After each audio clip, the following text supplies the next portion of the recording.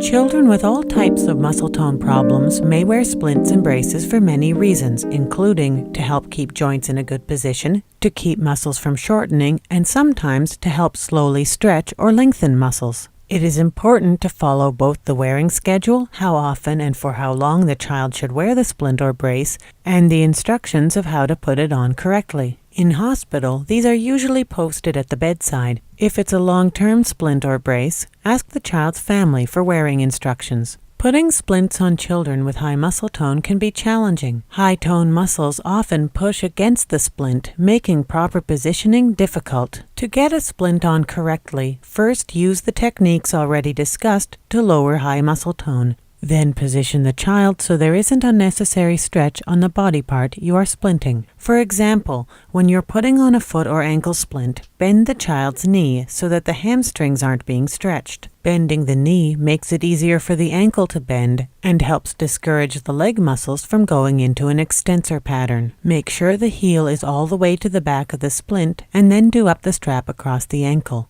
You must do this strap up first and do it up snugly to keep the heel in position. You may find you can't get the heel all the way down the first time. If that's the case, do the strap up as well as you can or hold the ankle in with your hand. Reposition the child, bending the knee further, and use gentle constant pressure from your hands to help the ankle relax and the heel get all the way into the splint. Once the heel is all the way in, do the ankle strap up snugly, followed by the toe and leg straps. When putting on a resting hand splint, use the techniques described to get the hand open. Put the splint on and do up the straps across the wrist first, then the strap across the forearm.